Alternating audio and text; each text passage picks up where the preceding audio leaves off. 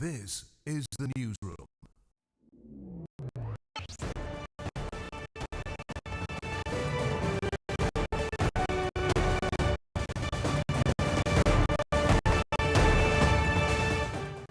This is the newsroom for today, Thursday, August 22, 2019. We're broadcasting to you on E1 and Scar TV in Georgetown and Tarsi TV in Bartica.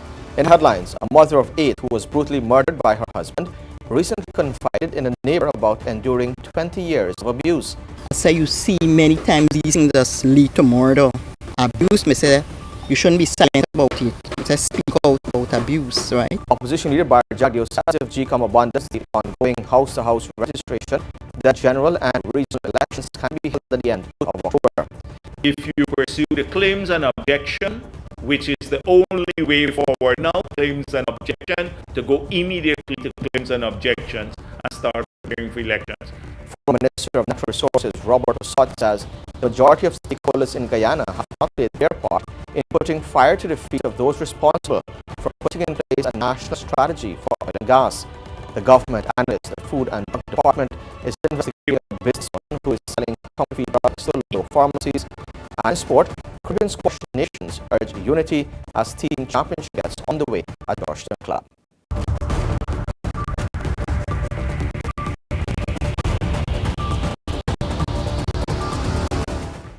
With news, I'm Avinash Ramzan. Thanks for joining us.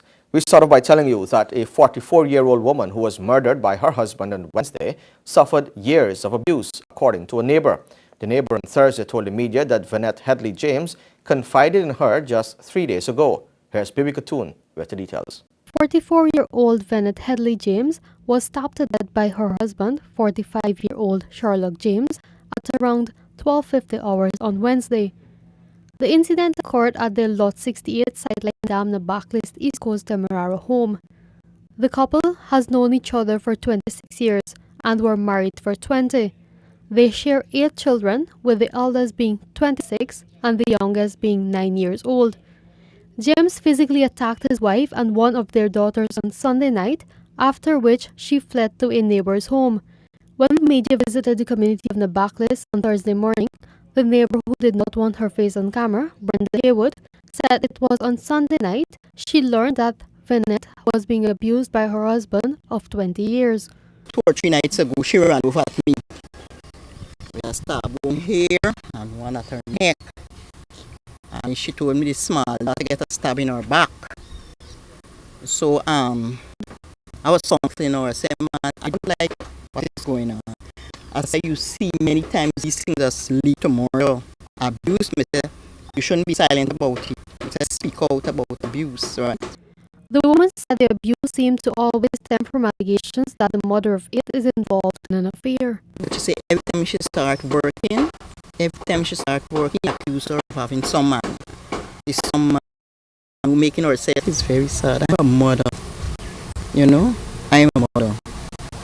Vanette will usually sell stationery and other items in front of her house and sometimes travel to the market to ply her trade. Police in a report on Wednesday confirmed that the couple had an argument over an alleged extramarital relationship. Haywood said on Wednesday she heard shouting at the house and then saw Vanette in a car covered in blood. The police also confirmed that on Sunday night, James, who is a gold miner, assaulted his wife and fled the area. One of James' colleagues, Hamley Lane, who did not want his face on camera, told the newsroom that the incident could have been avoided if the police acted on the reports Sunday night. Struggling to come to grips with what occurred, Lane, known as Tony, told the newsroom that Vanette ran out of the yard and begged him to help her. I was woken by songs of calling for help from Vanette and Navi. That's the eldest daughter. Saying, Tony, come on help me. Daddy just joked my mother. So by the time I come around from out my house, a car was passing at the same time and pick her up. So by the time I meet her, she was already on her way to the hospital. He recalled that he and James were scheduled to travel to Peruni Region 7 on Tuesday night, but the trip was cancelled after the driver refused to go on the journey. Lynn recalled speaking with James on Wednesday, but saw no signs of what was to follow. In fact, he said he has never known James to be an abusive person. He's a person like will go to the extent to make sure your family get what they need. After stabbing his wife in the neck with a kitchen knife, James fled the scene and was found by police in a bushy area with a wound to the neck. The newsroom understands that James was seen breaking a bottle before he was found, and it is believed that he used the same bottle to inflict the wound to his neck. He was escorted to the Georgetown Public Hospital, where he is presently receiving treatment under police guard. Bibi Khatun reporting for the newsroom. Politics now. Opposition leader Bharrat Jagdeo believes that if the Guyana Elections Commission GECOM immediately abandon its ongoing house-to-house registration and move to a claims and objection period, then general and regional elections can be held by October month end. At a press conference held at its Church Street, Georgetown office, the opposition leader said that the GECOM commissioners representing the PPP have set out a timeline for the holding of elections. If I've seen the timeline, if you do that now, like say they start on Monday with the claims and objections, you could easily, or even by Wednesday, that time, they prepare, they need to prepare. You can achieve it at the end of October. By end of August, if all this comes by end of August, we could get an election by October Monday? Yes. I believe that they will move. If they move now, we could have an election. The opposition leader said he does not trust the December date being peddled by members of the government. It's probably to give people a sense of comfort. I don't trust them. Even the December date is suspect for me. We believe elections could be held long before December, and if you pursue the claims and objection, which is the only way forward now, claims and objection, go immediately to claims and objections and start preparing for elections. And all the people who registered, rather than go and try to find out which one is new, etc., you create the window for them to re-register the 3,000-4,000 maybe new registrants out of the 270,000. The 270,000, don't be misled by that figure. That is just nonsense. Pure nonsense. The people are already on the list. They can't be removed. Just a waste of time. The multitude of stakeholders in Guyana have not played their part in putting fire to the feet of those who are responsible for putting in place a national development strategy, including a local content policy to ensure that ordinary Guyanese are put in line to benefit from the petroleum sector. This is the view of the former Minister of Natural Resources, Robert Persaud, during a robust discussion at Duke Lodge in Kingston, Georgetown. Here is Nick Marks with the details. They were discussing the third draft of the policy, which is basically designed to facilitate the active participation of Guyanese labour and suppliers in the petroleum sector. Among those giving their views was Robert Persaud, the former Minister of Natural Resources, who began by citing his definition of local content. I see local content as bridging the expectation gap between what it's taking place in the industry and what it means to the ordinary man and woman, no matter where he or she lives. Persaud said that any local content policy has to be linked with other elements in managing the country. I think the point is made, it has to be mainstreamed in a national development strategy, not an environmental strategy, which is the Green State strategy, but a national development strategy that looks at where the country is going to be in 2030, 2040, a long term, and a strategy that is bought into by all stakeholders, not a strategy that is owned by one government or one party, but which all stakeholders are part and parts, and they believe that they have some form of ownership of that strategy. And the local content policy has to be situated in that. He emphasized that his vision of a local content policy is that which is linked to the overall management and governance of the country. It's not about contracts alone. It's not a matter of jobs for Guyanese. It is also a matter of how ordinary people can play a part and can benefit directly and indirectly from the oil and gas sector. How it is that we can stimulate existing sectors, but also create new sectors through innovation, through research. And Persaud said that Guyana can pull from local content policies of other countries in order to fashion the ideal local content policy. I don't want us to see it as a narrow concept, and it's about ensuring that we all get jobs here, and we get the contract, and we get part of the action. It's much more. It's about stimulating development. It's about long-term prosperity. And a very important point in our context Persaud urged local businesses not to hang on to the new policy that has been drafted as the end-all. Let us not slavishly say this is the policy. Rather, let's talk about a policy, an authoritative policy that captures and reflects many opinions here and elsewhere as to what we should be having to take this whole initiative, the whole sector forward. But from the time we seek to slavishly follow this, I think it is in a way impede and obstruct a much more open debate and discourse. So let us talk about a policy rather than this policy. Persaud ended his presentation with a note that Wednesday's discussion may have very well been just a nice conversation, given that with the government in an interim mode, it cannot advance new legislation. But as the country heads into the new election cycle, he said the matter of local content should be part of the campaign message, and citizens must hold their politicians to their word. For the newsroom, Neil Marks reporting. In an effort to remain sustainable, the Guyana Sugar Corporation GECOM is examining tourism as a way of earning revenue for the state-owned agency. The corporation's public relations officer and other managers on Wednesday took the media and tour operators on a visit to the Iflat estate on the west coast of Demerara. Bibi Katoon tells us more. The sugar industry is one of the oldest industries in Guyana and before 2016 was also the largest employer in the country. The industry started out with 206 plantations in the 1700s, and this has gradually decreased over the years due to market prices and unfavorable conditions. Struggling to keep up its production while making a profit, the state-owned Guyana Sugar Corporation GECOM, established in 1976, is looking to diversify its products and is now venturing into the tourism industry. Given the age of the industry, Communications Officer Adriana Thomas said there are many unique attractions which can be used to push the tourism product.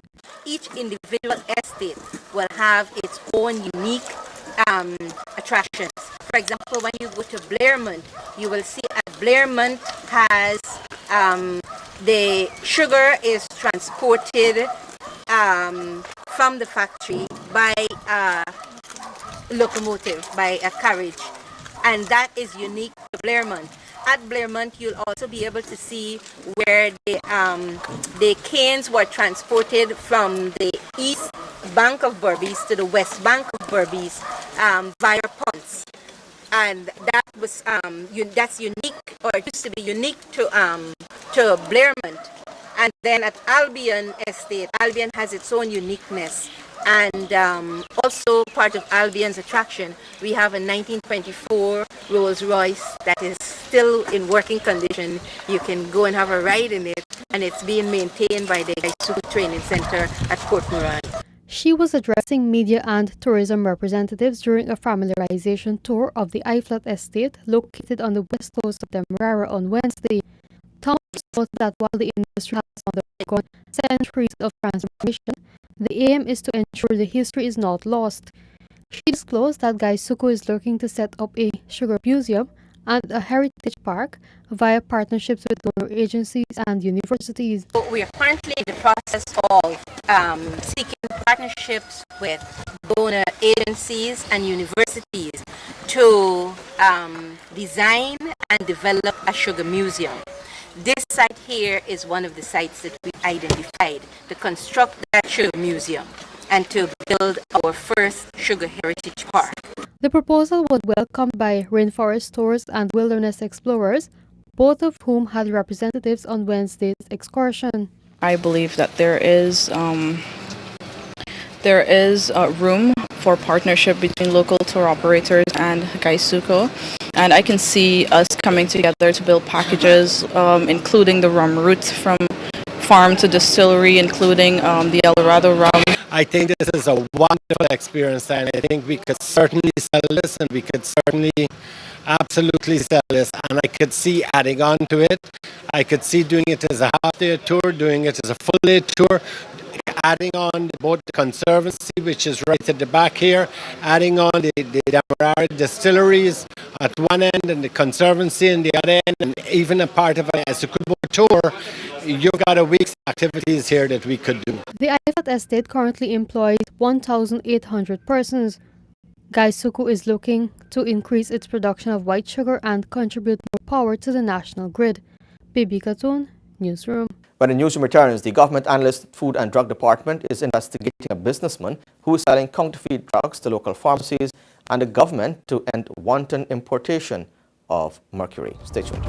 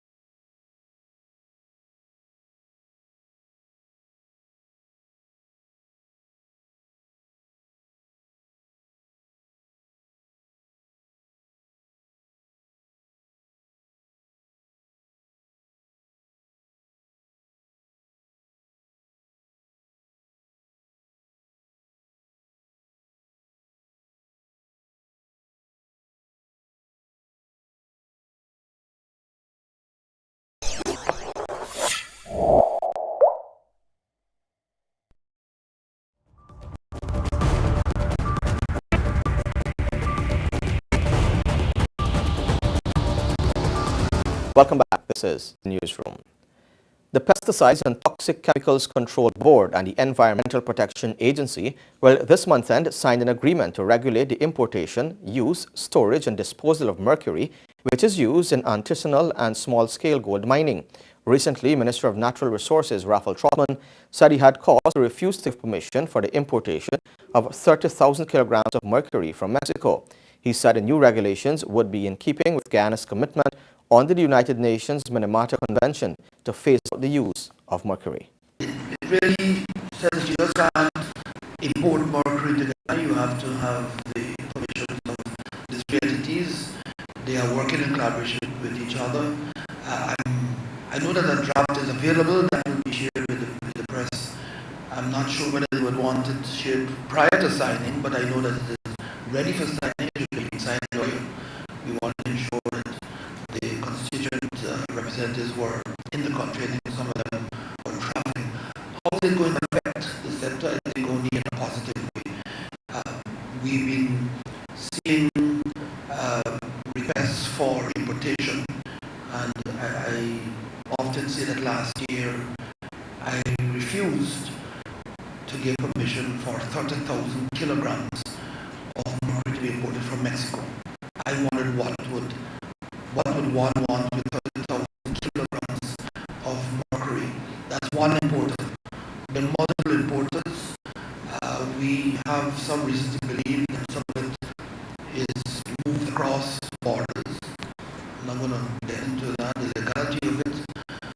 But we're monitoring what is the stock in hand, so that if we going to ensure there are quotas. I believe right now it's 150 flasks. Each flask has a 2,500 kg. Don't quote me on that. I have to verify. We're going to ensure that there's a limited amount at all times, and not as an open importation process. And then you're going to have to account for what you've done with your quota that you are allotted. How has it been disposed of? To which minors have used, and we will then track it much differently and much better in that way. So that is the 30th. You will all be invited to. In September 2017, President David Granger said Guyana is committed to reducing mercury use by 55% in the next 3 years and to eliminating its use altogether by 2027. The Government Analyst Food and Drug Department is investigating a businessman who is selling counterfeit drugs to local pharmacies. Here's Baby Katoon with the details. Speaking with the media on the sidelines of an event on Thursday, Director of the Government Analyst Food and Drug Department, Marlon Cole, said reports were received of an individual selling medications which were not tested. He said inspectors have visited some retail pharmacies and have found the questionable items, which includes antacid and other medications that are used by persons suffering from stomach ailments or heartburn. Efforts are now being made to trace the origin of the items. To the very products, but we know to trace to the exact individual. We only know about his location and where he operates from, and it is a malpractice on behalf of the pharmacy to be receiving goods without knowing specifically or exactly who's the individual that is supplying these items.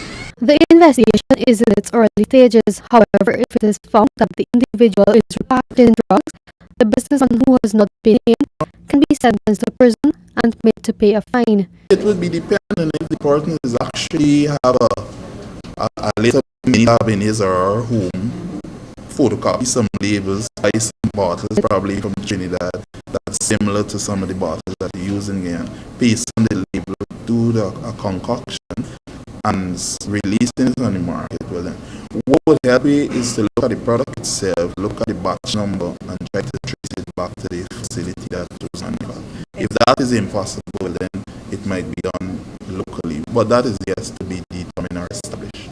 If the items are found to be unsafe or illegal, the Food and Drug Department will be releasing the items to the public, so precautions can be taken when purchasing similar items.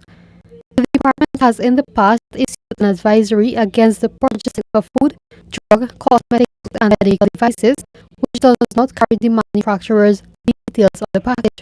The head of the Food and Drug Department was addressing the media on the sidelines of the opening of a 2-day seminar for local food handlers at the Grand Coastal Hotel, located near East Coast, Demerara. The food handlers are mostly owners of small agro-processing businesses who are being taught best practices in the industry. Reporting for the newsroom.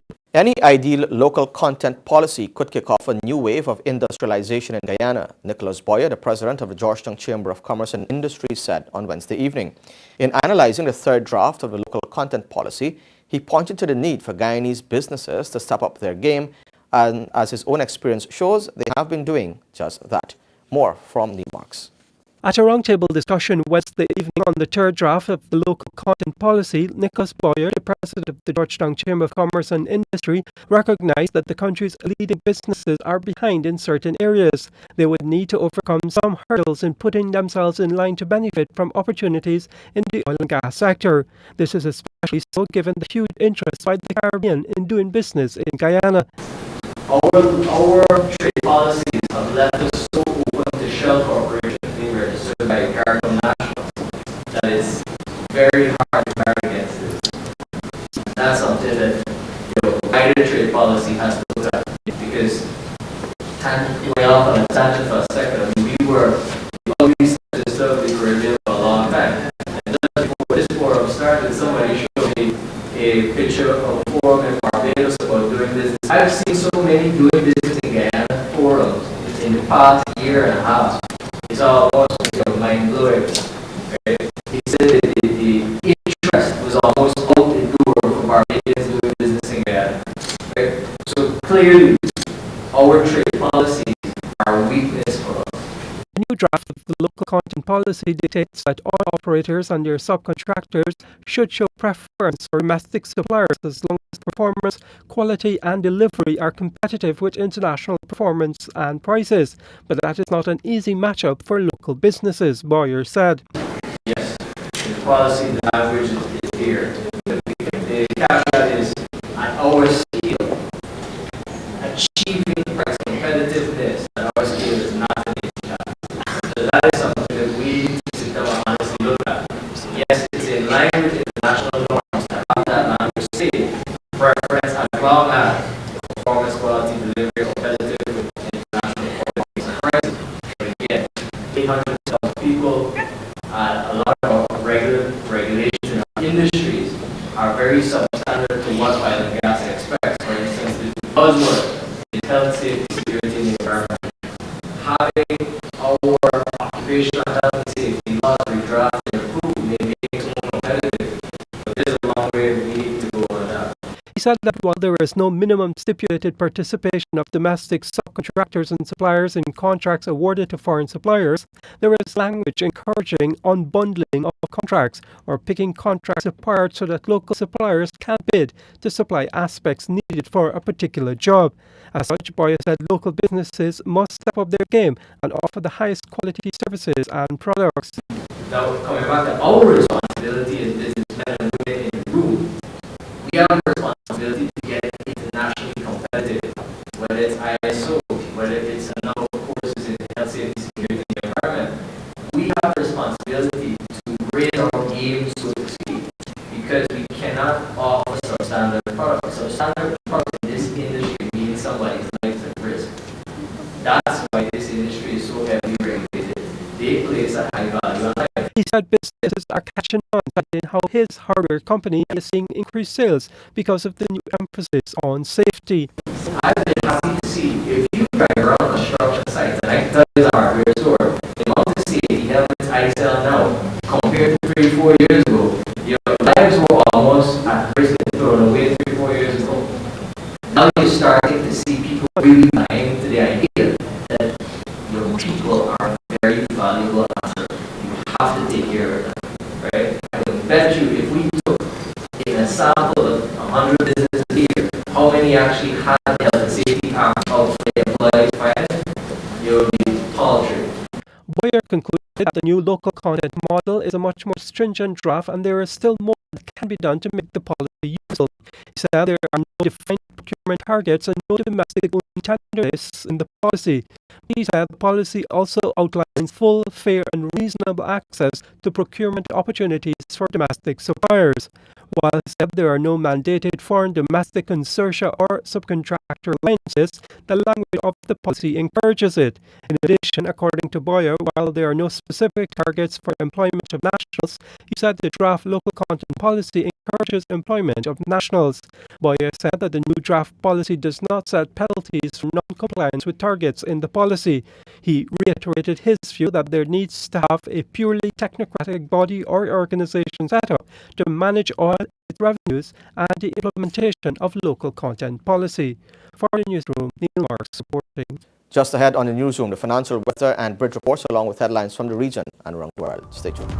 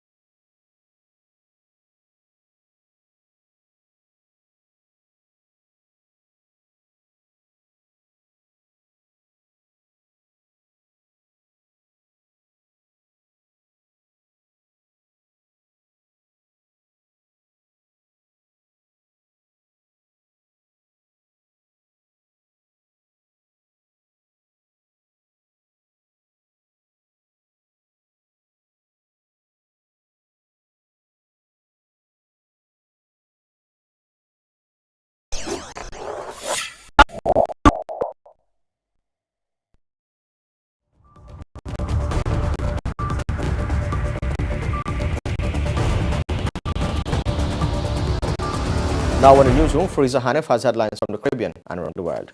Thank you, Avinash. We will start off with news from the region. Brazil's President Jair Bolsonaro has said his government lacks the resources to fight the record number of fires in the Amazon, and he again suggested that non-governmental organizations had started fires in the rainforest, but admitted that he had no evidence of this claim. He added that his government was investigating the fires. The BBC reported that earlier Brazil's Environment Minister Ricardo Salles was heckled at a meeting on climate change.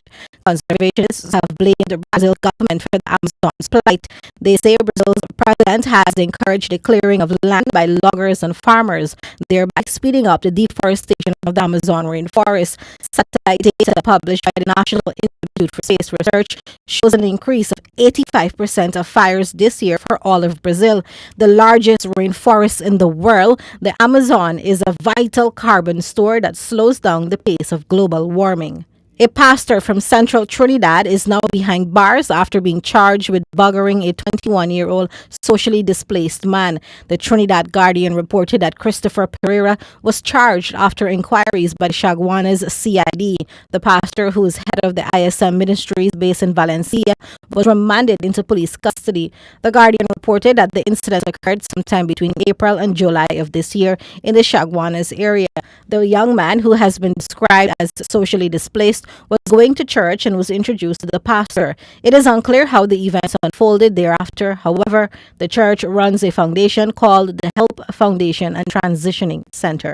Passengers arriving at the Grantley Adams International Airport in Barbados will no longer be required to fill out immigration customs forms, also known as ED forms, as of September 1st.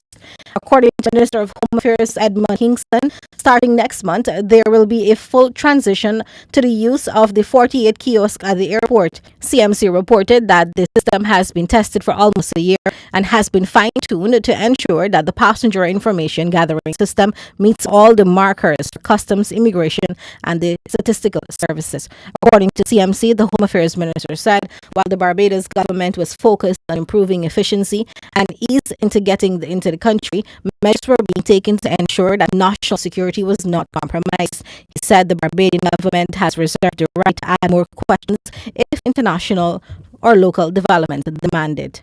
Internationally, a comedian from Zimbabwe has been found after being abducted and beaten by masked gunmen in the capital Harare, the BBC reported. Samantha Correa, known by her stage name Gonyeti, has been critical of the police and government in her skits. She was taken from her home, beaten, and forced to drink sewage before being dumped, the BBC reported. In Zimbabwe, comedians have historically found it difficult to make jokes about authority, fearing jail. Her brother, Jonathan Gassa, told the BBC that approximately 6 armed masked men stormed her house on Wednesday night, took her away, stripped, and assaulted her. He said they accused her of undermining the government with her skits. She was found 3 hours later. In a tweet, opposition Democratic Change leader Nelson Kamisma called her abduction a barbaric human rights violation. India's former finance minister has been remanded in police custody by a federal investigative court. The 4-day remand enables him to be interrogated by officers from the Central Bureau of Investigation, the BBC reported. He is being investigated over allegations that he cleared foreign investments in exchange for bribes while he was finance minister in 2007. The 73-year-old man has denied any wrongdoing. He appeared before the court on Thursday evening following his arrest amid chaotic scenes on Wednesday night. The court ruled that during his remand he would have daily access to his family and lawyers and would undergo a medical checkup every 48 hours. The Delhi High Court had rejected an application for bail on Tuesday, and hours before his arrest, the former finance minister's legal team had approached the Supreme Court. His lawyer told the court that the government was carrying out politically motivated vendetta against him and his son, who was also implicated in the case.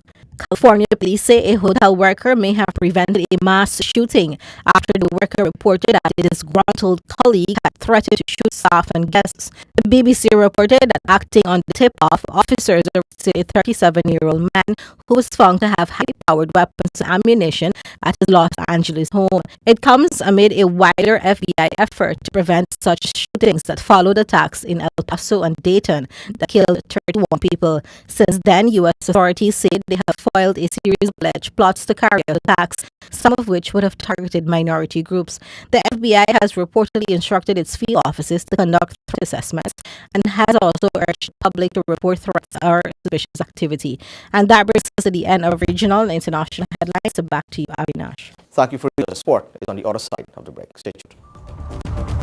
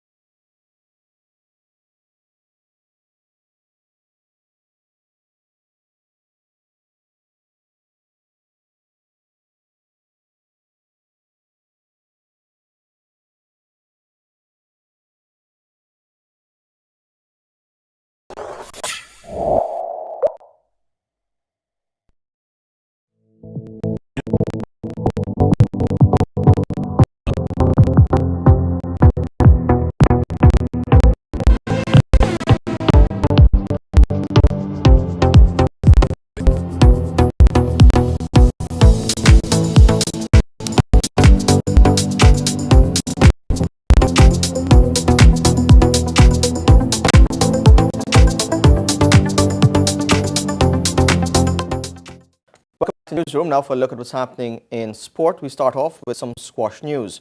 No rackets, no running on courts, no pain of defeat or joy of victory ensued at the Georgetown Club for the first time this week as the Senior Caribbean Squash Championship team event made a colorful opening on Wednesday. Aki Green attended the event and filed this report. Steel Pan Instrumentals greeted players from Barbados, Bermuda, British Virgin Islands, the Cayman Islands, Jamaica, St. Vincent and the Grenadines, Trinidad and Tobago, and host Guyana on entry to the venue. Players proudly displayed the national flags and all stood astutely to listen to the anthems. It was a deep sense of Caribbean pride.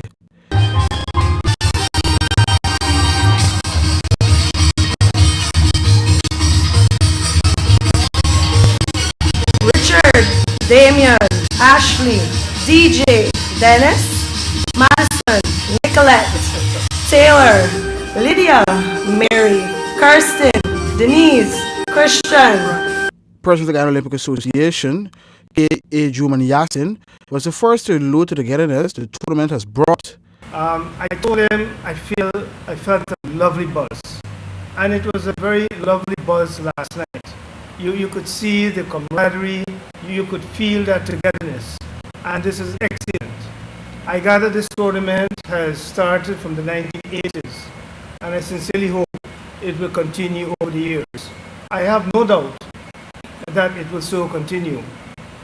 I want to take this opportunity to stress to you, to parents, and to the press that sports and academic go hand in hand. And there are very many successful sports persons who are doing well academically. David Fernandez, president of the Guyana Squash Association, felt these championships bring out the best in culture and skill. As we move into the team championships, we are sure to witness more of the intense competition that has fueled the thrills, passion, and excitement so far.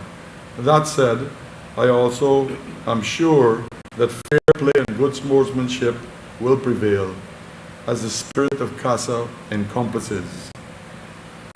There is nothing quite like the buzz and atmosphere that teams take on the court.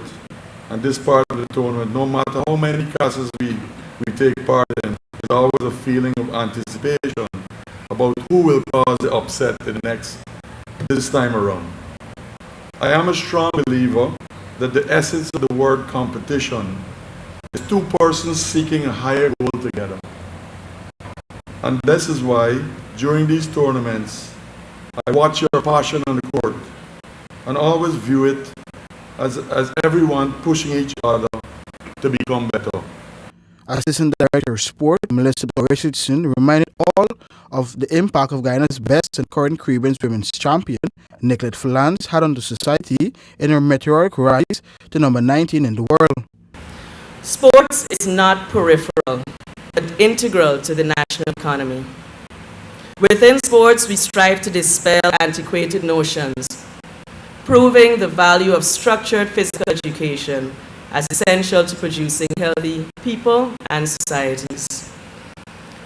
This is why at the level of the national sports policy, many areas, including sports intellectual property, are addressed to protect athletes' rights, images, and the environment of sports here in the Cooperative Republic of Guyana. Philip Nash of John Falance Limited noted the company he represents is one which promotes goodwill among local communities, Caribbean, and further afield. GSA Vice President Owen Vure thanked the long list of sponsors which included eNetworks, ExxonMobil, Digicel, the National Sports Commission, Collection Shuttle Service, Bounty Farm Limited, and Parkway Event Center. For the newsroom, Akim Green. And now for some cricket news. Only 68.5 overs were possible on day one of the first test between West Indies and India in Antigua after a delay at the toss was followed by two rain interruptions. India slept to 25 for 3 with Mayank Agarwal, Cheteshwar Pujara and Virat Kohli all back cheaply in the hut before KL Rahul and Ajinkya Rahane added a fifth stand to revive the innings. Rahul made 44 and Rahane went on to score 81, adding 82 with Hanuma Vihari, who made 32. Rishabh Pant with 20 not out and Ravindra Jadeja took India to the close at 203 for 6. Kemar Roach continued his fine form this year with 3 for 34. Shannon Gabriel has 2 for 49 and Rustin Chase 1 for 42. Basketball news now. The second annual Hercules Basketball Academy will hit Bartica this weekend, catering for youths between ages 6 and 18. A collaborative effort of the Guyana Amateur Basketball Federation and Plaisance Guardians, the event, which takes place from Friday to Sunday, has received corporate backing from Grace Kennedy Remittance Services and Banks DIH Limited, as well as the National Sports Commission. The event has been coordinated by national basketball coach Junior Hercules. We will replicate the similar fashion this year with the same age group.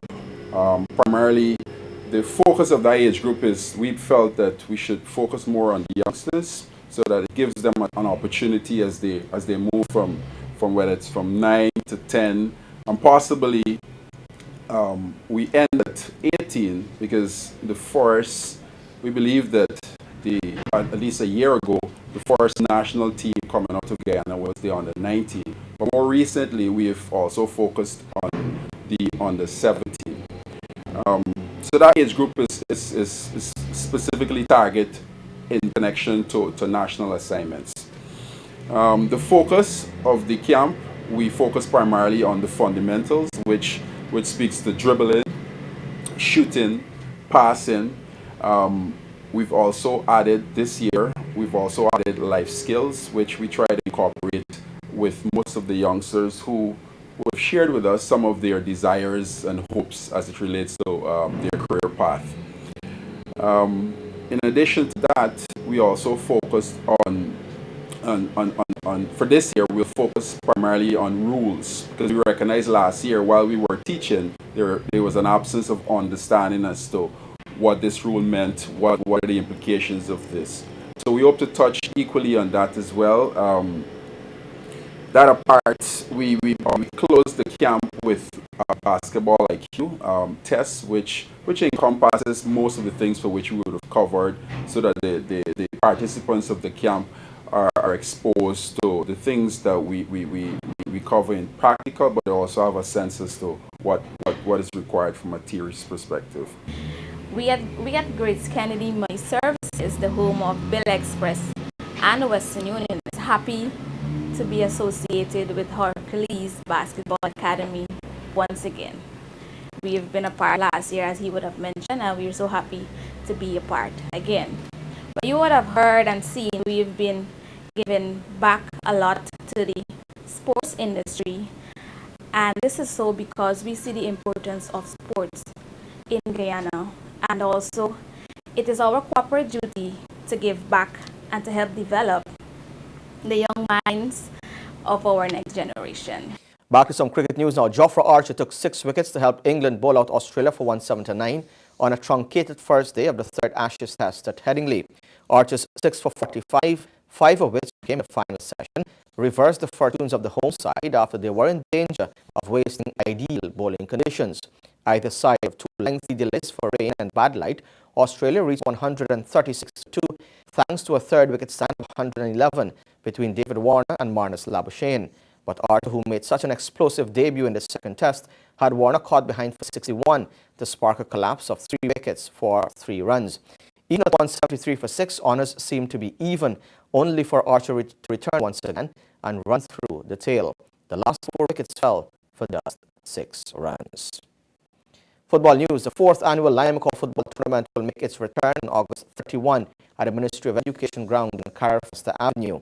The founder, Petro Organization, has promised it will be another exhilarating tournament. Akim Green has more. 12 teams will compete in a round-robin knockout basis in the tournament, which is expected to last a duration of 1 month. And all matches will be held at Education ground. There will be 3 groups of 4, and the top 2 and the best 2 third-place finishers will progress to the quarterfinals. At stake is $400,000 for first, while second to fourth will pocket $200,000, $100,000, and $50,000 respectively. Co-director of the Petro Organization, Troy Mendonca, said they choose to invite 8 Georgetown teams given the lack of football in the city. The initial aim of the tournament was to bridge the gap between the elite league teams and those of the first division clubs. Their contribution, again, is well accepted. This tournament, as you know, when we started 4 years ago, that we wanted to bridge the gap between the elite league teams and the teams just below that. Company Secretary of the new Guyana Pharmaceutical Corporation, Zulfikar Ali, stated there is more than just corporate responsibility, since he has seen firsthand the tournament is impacting youth's lives. We pay a lot of emphasis on sports in Guyana, and football is one of the sports that we see have a lot of opportunity and a lot of room for growth. We hope that one day when our national team will be able to qualify for the World Cup and hopefully win that World Cup someday, that we would have played a part in the early development stages to groom our young footballers to raise their standards, to play in a tournament that will give them experience and confidence to go further. So for us, sports is something that we invest heavily on. As you know, also know, New GPC is a part owner of the Amazon Warriors, and we've invested a lot in CPL and the growth of the Amazon Warriors as well. So we take sports very seriously, especially developing the young talents that we have in this country, and we know there are many. I was privileged to be part of the tournament last year, and I saw the boys in action, and they were really good. There's some really good talents out there. The teams from Georgetown will be the Georgetown Football Club, Pili FC, Camptown FC, Northern Rangers, Black Pearl, Beacons, Rhythm Squad, and there will be a playoff between GT Panthers and Eastveld to see who makes the final cut. These coast teams are Mahikadi Terminators and Buxton Stars, while from East Bank will be Gulf High Tech, and from West Demerara, Port Joint FC. The first match of the double hitters will start at 19 hours, and matches will primarily be played on Tuesdays, Thursdays, and Saturdays. The Guyana Police Force won the tournament last year when they defeated Port Joint 4-2 in the final. However, police will not participate this year due to their elevation into the Elite League. For the newsroom, Akim Green. And finally, some motor racing news. Former 13-second champion Imran Khan is looking to redeem himself this weekend at the International Drag Race Meet after enduring a lean spell in recent times. His ambitions of copying the top podium spot has been boosted with the injection of some much-needed sponsorship. Khan has been a dominant force in the 13-second class for quite some time. In the shorter drag strip that was previously used, Khan won the 13-second class 3 times. He's looking to transfer that success to the full quarter-mile track that is now used by the Guyana Motor Racing and Sports Club. This weekend is another opportunity for him to grab that 4th title in his Toyota AT150 Carina, which is now powered by a new turbo engine and a recently signed 3-year sponsorship deal. Caribbean Motor Spares, SR Auto Spares, and Auto Motorsport Services of Trinidad and Tobago are standing in Khan's corner from this weekend, and he's looking to represent their brands to the fullest. Khan said he's extremely grateful for the sponsorship, as motor racing is a very expensive sport and such partnerships are critical to ensuring competitors consistently come to the line. Khan added that his team has been working overtime over the past weeks to guarantee a smooth and championship-winning drive come Sunday. The West Demerara driver is cognizant the 13-second class will be very competitive, and he's in no way underestimating his rivals on race day. However, he is confident of being top of the podium when the dust settles at South Dakota. The event will be held over 2 days, with qualifying on Saturday and the knockout on Sunday. Competitors from around the Caribbean will be here to challenge the locals. Reporting for Newsroom, I am Avinash Ramzan. And with that, we've come to the end of the news for this evening. Of course, you can find updates on these and other stories on our website, newsroom.gy, or our Facebook page, Newsroom Guyana. On behalf of the entire team here, I am Avinash Ramzan. Thanks for watching. See you back here tomorrow.